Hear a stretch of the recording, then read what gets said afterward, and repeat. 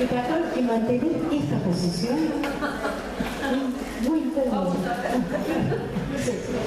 Bueno, antes de empezar con la ley de salud mental, y después de haber hecho una recorrida tan rápida por el sector salud, y la historia del sector salud que puede llevar horas de trabajo, pero simplemente para que vean cómo cada forma de respuesta a las problemáticas de salud mental se inscribe en una forma de respuesta general de la sociedad con respecto a la problemática de salud, enfermedad, cuidado, etc. Antes de eso, hay un debate que lo tenemos más nosotros en el campo de la salud mental que en el campo general de la salud, pero que está contenido en todo el campo de la salud, que es la revisión del criterio mismo de enfermedad. Los fenomenólogos dicen que una enfermedad es una forma de andar por el mundo. Y de alguna manera nosotros naturalizamos un concepto de enfermedad sobre el cual se ha construido una forma de abordaje y a lo cual nosotros consideramos que esa es la respuesta natural. Voy a poner la palabra naturalización. Cuando yo les dije que venía de un encuentro muy intenso sobre salud mental, es porque venía del encuentro que hubo en Rosario este fin de semana. El jueves, viernes y sábado, fue en Rosario el tercer encuentro de la red de derechos humanos y salud mental de América, de Latinoamérica y el Caribe. Es una red que tiene 3 años de constitución y sin embargo logró armar un encuentro con más de 2.500 personas, 3.000 en Rosario. Y además la característica del encuentro es notable, porque este modelo de encuentro que yo ya lo vi en la red antimanicomial en los 70 y lo he visto también en los encuentros de salud mental y derechos humanos de la Universidad de los Padres, es que son encuentros que incorporan a los usuarios en primer lugar. O sea, uno puede sentarse a la mesa a debatir y están tanto profesionales como usuarios. No son encuentros de corte científico-académico. Esto en el terreno de la salud viene sucediendo desde hace un tiempo. Creo que lo inauguraron. Esto se inauguró en los 90, a principios de los 90. Lo inauguraron las personas con HIV. ¿Por qué? Porque el HIV fue una enfermedad, una epidemia, que al momento de manifestarse, se manifestó tanto en los países centrales como en los periféricos, es un dato, y segundo, atravesó las clases sociales, y tercero, o sea, algunas de las personas que lo padecían eran personas que tenían voz pública, y tercero, vino a afectar inicialmente a un grupo social que tenía un activo organizado en función de su derecho, que eran los grupos de los países centrales. Entonces, esto produjo por primera vez, no por primera vez, porque después les voy a contar algunas anécdotas, por ejemplo, las organizaciones y rebeliones de tuberculosos a principios del siglo XX en la colonia Santa María en Córdoba, por ejemplo. Pero por primera vez, los usuarios demandaron y solicitaron estar presentes y debatir con los profesionales las estrategias terapéuticas. Hasta ese momento, un encuentro de profesionales era científico por un lado y un encuentro, y los usuarios en todo caso si se reunían para demandar sus derechos por otro. Pero por primera vez empieza a aparecer este fenómeno, casi le diría epistemológico, porque es una ruptura con la idea científico-tecnocrática de la asistencia a la salud y un lugar especial para la escucha hacia aquellos que son los que tienen en todo caso un saber sobre su propio cuerpo y sobre su propia enfermedad, que debe ser incorporado como parte del cuidado. Me parece muy interesante cuando esto llega finalmente, cuando vimos finalmente alrededor de la gestión de la ley de salud mental aparecer las organizaciones de usuarios. ¿Por qué? porque además los hemos visto cambiar en la medida en que van participando como actores, ¿no?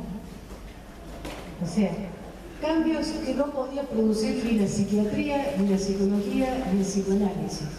Por ejemplo, que una persona se siente a hablar en público, en una mesa, en un congreso, y lo pueda hacer sostenidamente delante de muchísimas personas en nombre propio, sin que esté alterado su discurso, no por, entre comillas, la enfermedad, sino por ese lugar particular con que se sienten miradas las personas que son consideradas o colocadas socialmente en el lugar de locas.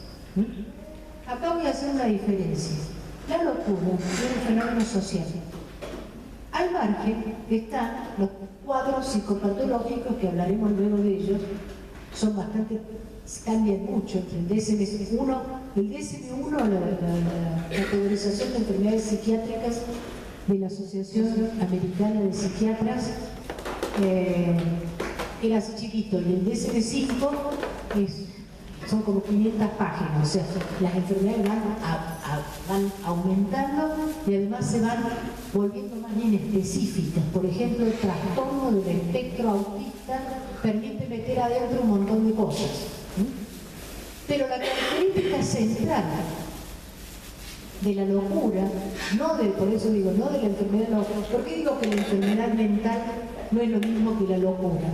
Porque puede haber personas que claramente tengan alguna sintomatología reconocible por la psiquiatría, pero no sean considerados locos ni invalidados. Howard Hughes, por ejemplo.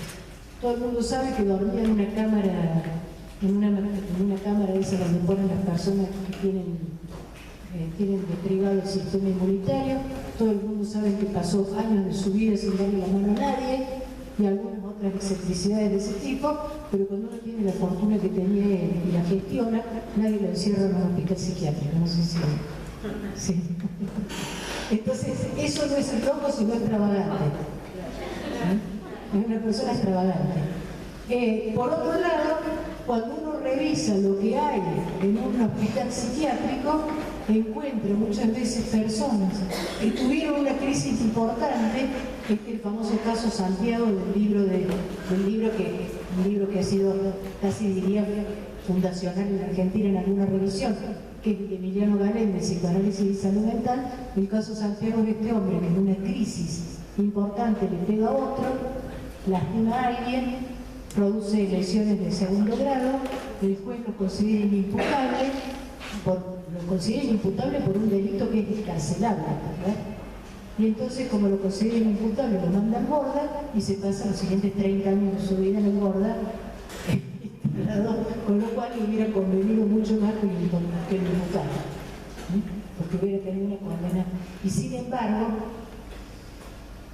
la característica central de la persona que socialmente es colocada en el lugar de loca es que es deprivada del valor de su palabra.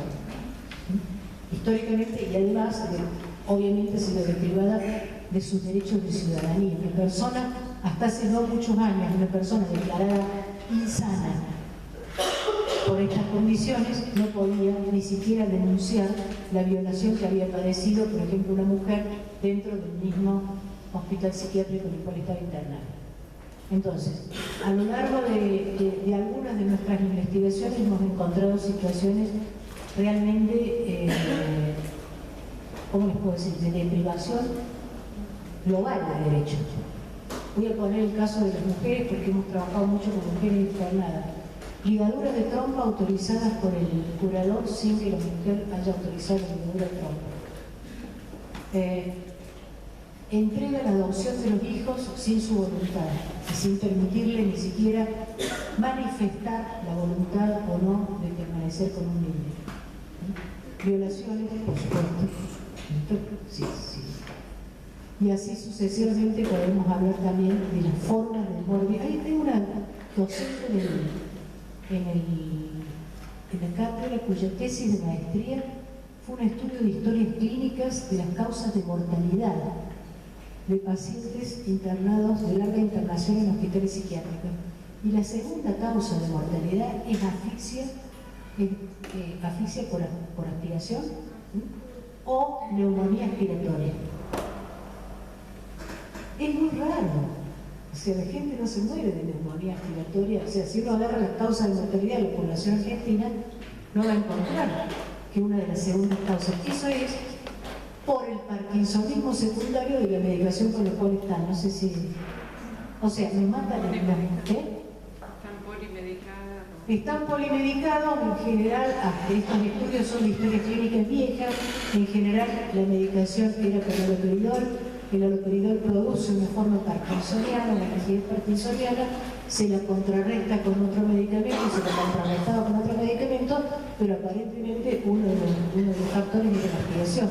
Cuando nosotros entrevistamos el estudio que hicimos de evaluación del programa de externación del PREA, cuando nosotros entrevistamos qué opinaban del PREA en el programa de externación asistida del STEM, cuando le preguntábamos a las mujeres cuáles eran las modificaciones que habían tenido en su vida, ahora que podían acudir, que vivían en un hogar dentro del barrio, una de las respuestas que tuvo casi el 100% de respuesta fue: ahora puedo ir al médico.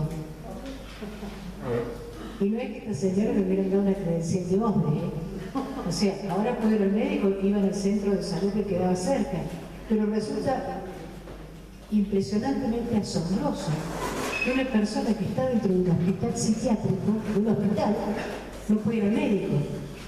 Voy a dar otro ejemplo de estigma. Cuando la policía de la ciudad de Buenos Aires entró en el hospital Borda y disparó con bala de goma contra los pacientes, entre otros, porque estaban porque estaban demoliendo, no los pacientes, sino el gobierno de la ciudad de Buenos Aires estaba demoliendo el pabellón ¿cómo se llama esto? del trabajo, del taller explicativo, la escena de los pacientes con las heridas por las balas de goma salió en los diarios y nadie dijo nada. Y si eso hubiera sucedido en el Garrahan y hubieran sido niños heridos o madres heridas, le cuesta la cabeza el jefe de gobierno. Hubiera sido equivalente a Cromañón, no sé si es más o menos claro, pero eran pacientes psiquiátricos. Hay que hablar con ellos.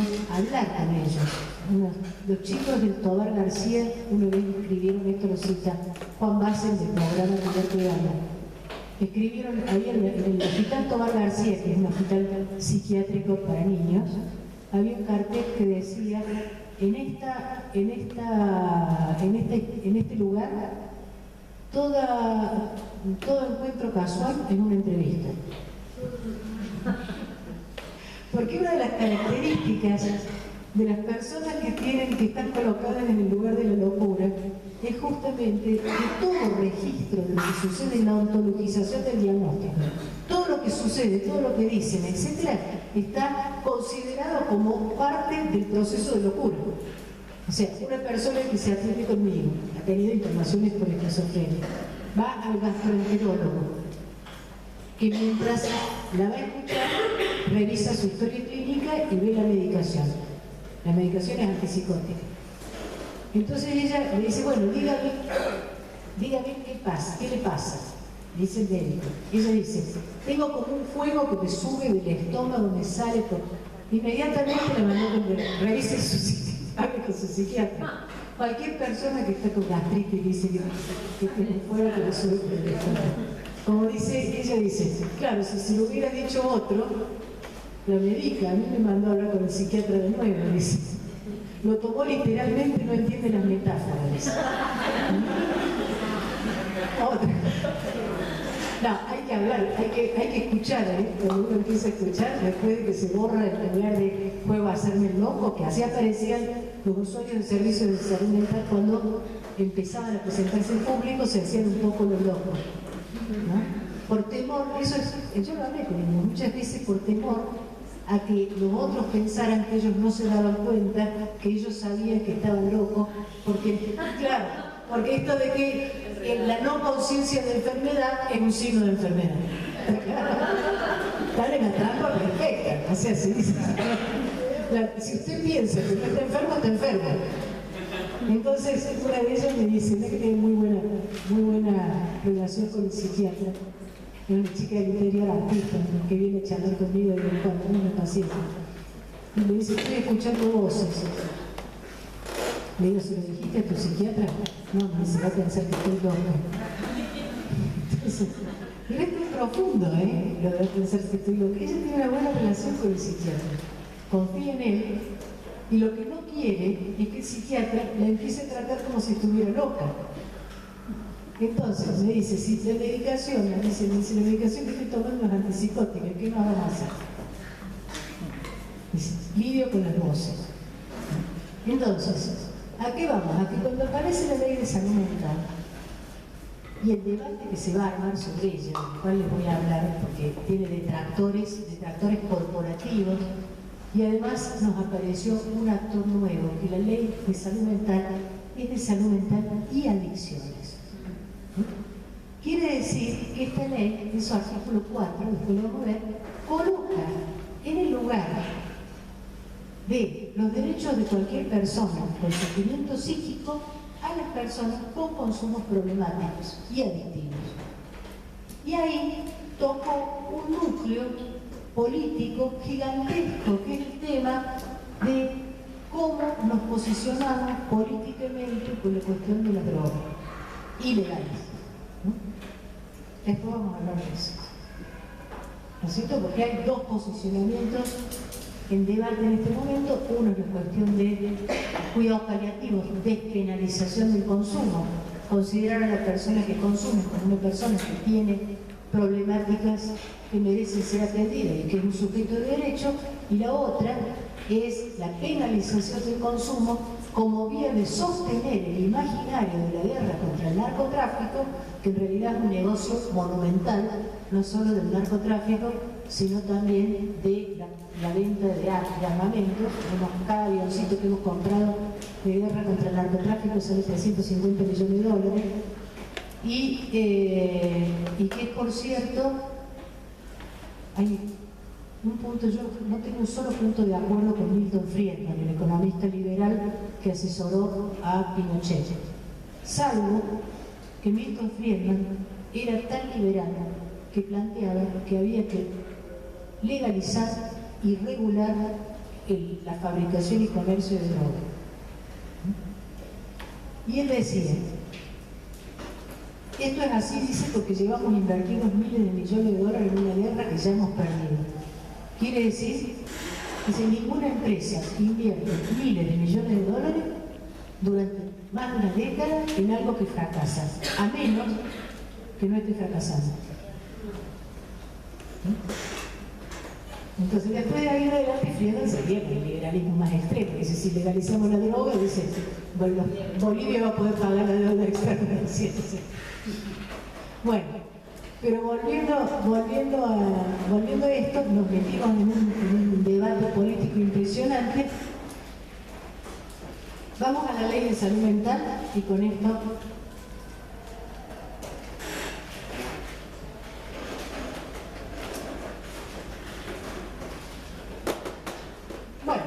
tiene una prehistoria, la aparición de la psiquiatría blanda de lo que hablamos. Ramón Carrillo cuando nomina como enfermos mentales a los que hasta ese momento eran alienados, todos los servicios de salud mental que hablamos recientemente, la creación de los centros de salud mental de la comunidad, la aparición del movimiento de trabajadores de la salud mental e inclusive una cosa que se habla poco. Nosotros ahora tenemos dos federaciones de psiquiatras. La AP, la Asociación de Psiquiatras, AAP creo que es, y la otra es APSA, ¿no? Y hacen los congresos argentinos de psiquiatría, que yo me acuerdo cuando fue el primer congreso de psiquiatría de APSA, que fue por el retorno de la democracia. Pero tuvimos una federación de psiquiatras antes, que se llamaba la FAP, Federación Argentina de Psiquiatría, una de cuyas características fue que era sumamente crítica de los modelos carcelarios manicomiales. Y en estos encuentros, y que hizo además 4 congresos, o sea que el primer congreso de psiquiatría argentino era en realidad el quinto, si no hubiera sido que habíamos borrado la historia de la Federación Argentina de Psiquiatras. Bueno, esto ya lo vimos. Teníamos antecedentes para la ley de salud mental. Por ejemplo, la ley 448